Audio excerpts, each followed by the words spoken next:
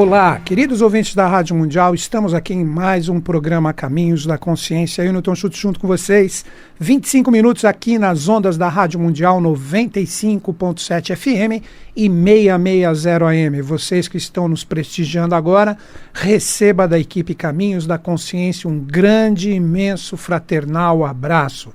No comando do som, em tripla função, André Mota, fazendo o som chegar bacaninha para vocês, filmando, postando no YouTube.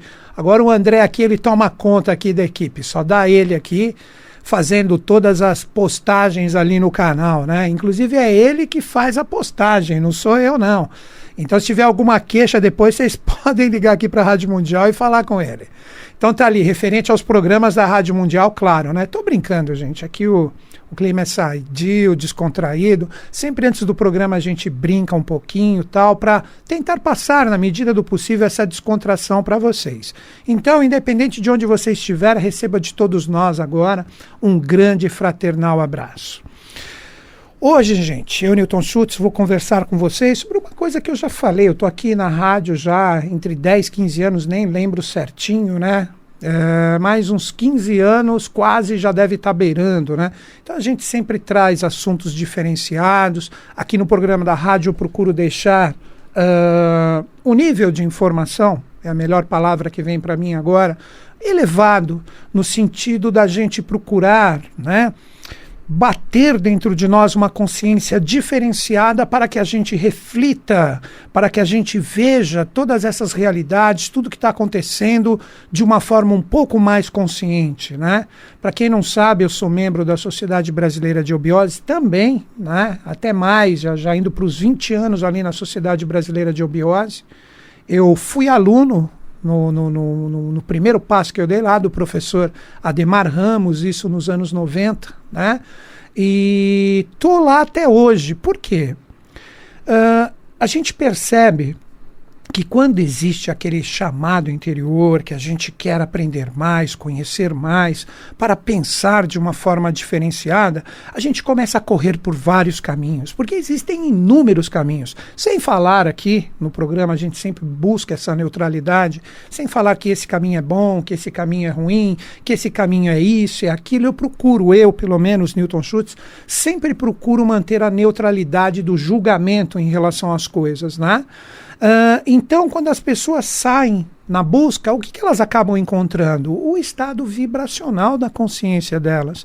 Então não dá para você julgar algo que de repente para você, veja bem a minha colocação, para você vê uma pessoa trilhando um determinado caminho para se aperfeiçoar e você começa a criticar aquele caminho. Eu acredito que se a pessoa está ali é porque algo bateu, algo existe, algum aprendizado deve ser passado, deve ser principalmente experienciado. Se com o tempo, naquele caminho que ela escolheu, não tem mais nenhuma convergência com a sua força interior, como disse Buda, é uma frase que eu sempre cito aqui, né, falando com as minhas palavras, que ele falou para você não acreditar em mestre, guru, espírita, mentor, se o que ele falar não bater como verdade dentro de você. Então você tem que buscar isso. Então eu, nesta sociedade, depois de muita busca, eu consegui achar um caminho onde tudo que estava meio esparso, na minha forma de refletir sobre tudo, desde a criação do universo até a evolução humana e de todos os reinos, eu consegui observar que ali tudo foi encaixado, tudo foi deixado direitinho. Então, gente, o que eu trago aqui para vocês é sempre a minha reflexão pessoal. Eu sempre reforço isso em todos os programas, porque ali na eubiose nós temos o conhecimento passado pelo professor Henrique José de Souza, que é o seu patriarca, poderíamos dizer assim, né? E ali todo aquele conhecimento é uma fonte que cada um lê e interpreta da sua forma pessoal. E quando os irmãos, que é assim que nós nos chamamos na sociedade, nós trocamos ideias sobre o que nós refletimos ali, a gente acaba até mudando com o tempo a nossa forma de ver. Então é muito bonito, porque aquele estado de consciência vibrado nas revelações do professor Henrique José de Souza, que representa praticamente todo o compêndio da eubiose, religiosa e também de todas as pessoas que estavam associados a ele, é um estado de consciência muito elevado, não é esse padrão nosso de quarto sistema, onde a gente tem a nossa mente concreta, que a gente quer deduções, sem libertar um pouco o nosso mental. Ali é uma linguagem abstrata, intuicional principalmente, uma coisa muito acima e muito mais elevado no seu patamar do que nós, seres humanos comuns, a gente tem como reflexão quando a gente observa todo aquele manancial de conhecimento. Hoje, o que eu quero falar com vocês? Eu estou a fim de falar sobre os anjos caídos. Vou colocar minha visão, agora nós estamos em maio de 2016, o que representou essa consciência nesse episódio de tempos remotos e primordiais da humanidade, que foi a queda dos anjos, que alterou todo esse padrão evolutivo, que inclusive, depois dele, tudo foi acelerado. Então, quando houve essa queda dos anjos, que a gente vai conversar um pouquinho, eu vou tentar colocar minha visão no curto e no breve espaço de tempo que eu tenho, uma forma da gente entender o que é o bem e o mal, o que representa Lúcifer e Micael, o que as religiões pintaram, que a gente tem que aprender a dar uma repintada em relação a isso, para a gente ter um estado de consciência diferenciado do que isso foi, né? E do que é. Porque nós, quando você olha para o ser humano hoje, você vê a sua compleição física e toda a sua totalidade, nós fomos formados por essa queda angélica. Porque quando esses anjos caíram, que eles saíram da sua dignidade celeste e se projetaram aqui no planeta Terra, eles polarizaram tudo, porque o ser humano não conseguia trabalhar a polaridade e não evoluía. Então vamos conversar sobre isso. Primeiro um nome, né? Isso é chamado na linguagem do Oriente de Taraka Maya. Se algum dia você pegar algum livro que você esteja estudando, um livro que siga a tradição, a sabedoria das idades, e você escutar essas duas palavras, Taraka Maya, está falando da famosa Guerra dos Céus. Que essa Guerra dos Céus, ela foi feita entre Lúcifer e Micael. Se você pegar a palavra Micael, que quando se projetou na Terra junto com o seu irmão Lúcifer, que os dois são irmãos, né?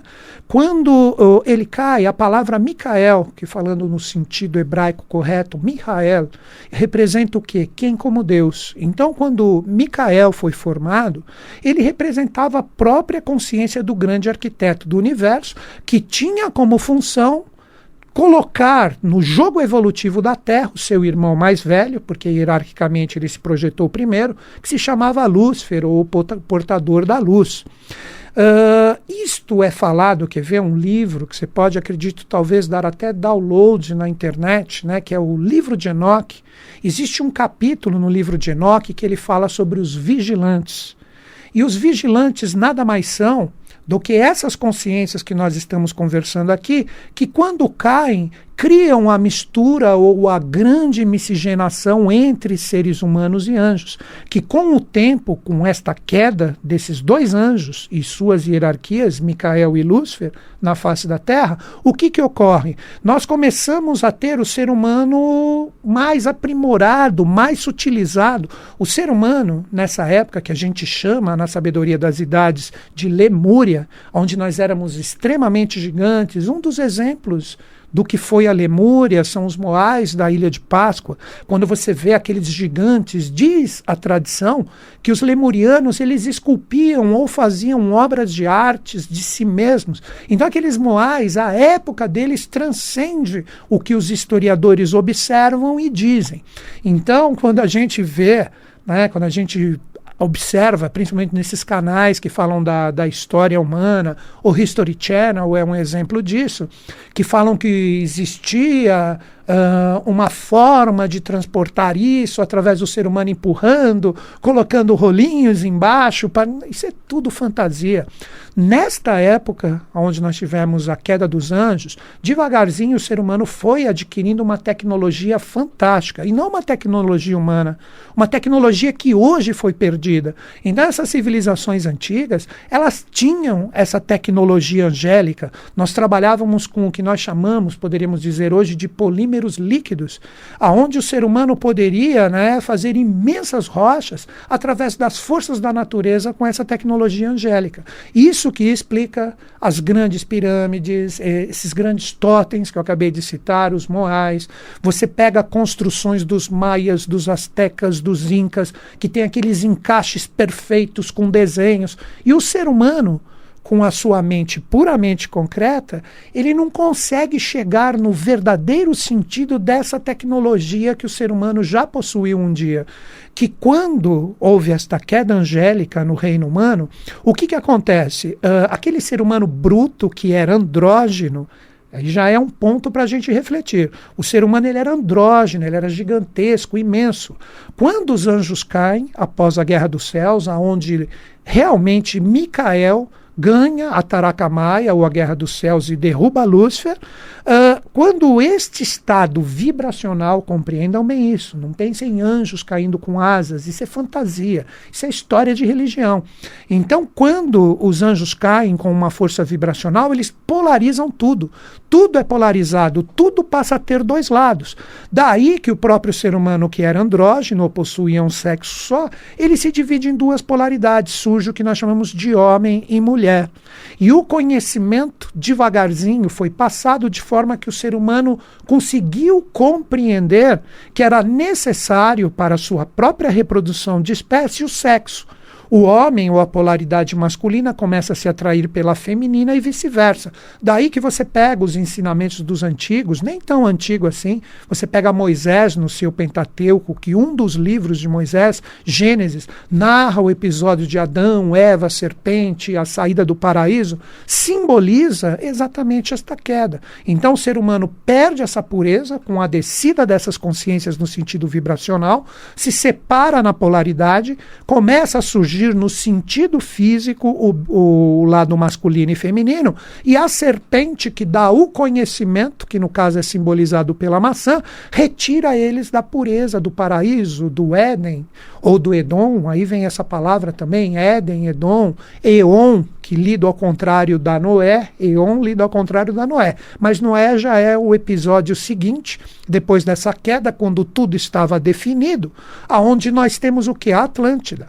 Na Atlântida, os seres humanos eles começaram a perder um pouco da densidade vibracional, corpos mais perfeitos foram criados, então do final da Lemúria para o início da Atlântida, os anjos começaram a ter condições de sair somente do estado vibracional. Então eles começaram a ter condições de reencarnar. Reencarnar você encarnou já vezes anteriores, aí você reencarna. Foi a primeira encarnação deles. Então eles entram nesses corpos e com isso nós passamos a ter praticamente anjos e deuses na face da Terra. E esses seres que passam a ter, no sentido de consciência, a possibilidade de encarnar em corpos físicos, eles criam aquela imensa etapa evolutiva fantástica, que seria a grande redentora e salvadora da evolução humana, que se chamava Atlântida. E aí começa o quê? O culto. Foi aí que foi criado as religiões.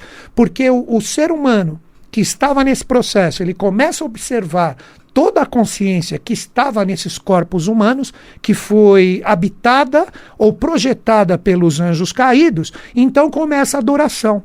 E essa adoração desses tempos imemoriais, com o tempo ela foi se transmutando e ela se torna o que hoje nós chamamos de religião. E esses anjos caídos que estavam em corpos nesses tempos memoriais da humanidade, eles começam a se miscigenar com o ser humano comum. Aí que eu entro novamente no livro que se chama As Escrituras de Enoque. Ali Enoque cita que existem os Nefelins e os Geborins. Quantos filmes, para quem gosta de filmes, quando você ouve a palavra Nefelins, que vem de Néfel, que quer dizer sobrinho em inglês, representa exatamente o que? O resultado da mistura dos anjos com os seres humanos. Então Enoque narra de uma forma fantástica no seu livro essa mistura. Mas agora vem uma outra chave para você meditar até que nós, nesse programa, cheguemos a nós e a nossa atual etapa evolutiva. Quando os anjos caem, eles começam a encarnar não só em homens, eles encarnam em mulheres também. Então nós passamos a ter reis e rainhas de estirpe realmente divina. Daí que a gente começa a ver em alguns livros aquela coisa de sangue azul. Sangue azul não é esse sangue conspurcado dessas monarquias que nós temos bem recentes. O sangue azul é o azul celeste oriundo da queda desses anjos. Então a gente tem que aprender a desmistificar essas coisas. Então, retornando, nós passamos a ter anjos e anjas. Então, os anjos, para que ocorra a miscigenação, eles acabam tendo relações com quem? Com mulheres humanas. E as anjas, como também não são bobas, o que elas fazem? Elas começam a miscigenar com os homens. E com isso nascem quem? Os semideuses. Agora que você pode entender e fazer um paralelo também com toda a mitologia grega. Então, sempre quando você pega na mitologia grega, eles falando daqueles seres especiais, que são os semideuses, ou a mistura de anjos com seres humanos, eles estão falando dessa etapa evolutiva, eles estão narrando isso. E óbvio, a gente tinha do bem e a gente tinha do mal também.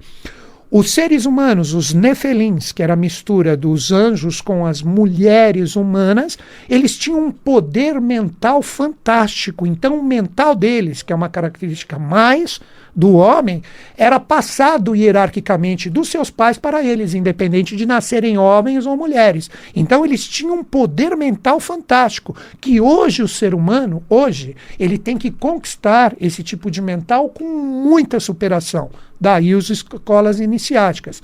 Já os geburins representavam a mistura das anjas com os homens, ou com os humanos que estavam correspondendo à polaridade masculina. E com isso o que ocorre? Nascem seres como são anjas, a parte emocional, a parte astral fortíssima. Então, um corpo psíquico fantástico. Seres assim de uma capacitação astral ou poder psíquico muito grande. E esses seres, essas misturas, ou esses seres híbridos, passam também a ter relações com seres humanos, porque era necessário, porque existia polaridade. Então, esta força que estava dentro de cada um de nós começa a ser o quê? Miscigenada pela humanidade. Então, nós precisamos entender que se nós pegarmos hoje, se nós pararmos para meditar e refletir ao momento atual, o que a gente observa? Nós observamos que, na verdade, todo esse DNA angélico, correspondente a essa queda, que foi essa guerra celeste entre Micael e Lúcifer, introjetou na humanidade esse poder vibracional contrário. E esses seres, tanto Micael como Lúcifer, representavam dias da criação, ou sistemas evolutivos muito, mas muito distantes do que nós temos hoje. Ou seja, o ser humano hoje, ele está representando um quarto princípio, um quarto dia da criação. Que isso a gente sempre fala aqui. São 4 fases da Lua, 4 estações, 4 reinos. Todo ser humano que nasce tem um corpo físico animado por uma energia, então são 2 forças, mais uma realidade de alma que representa a mente e emoção, ou diretamente para uma facilitação da nossa reflexão, cérebro e coração. Mas existem estados de consciência a serem atingidos, que são estados de consciência correspondentes a essas hierarquias que caíram e se diluíram na humanidade.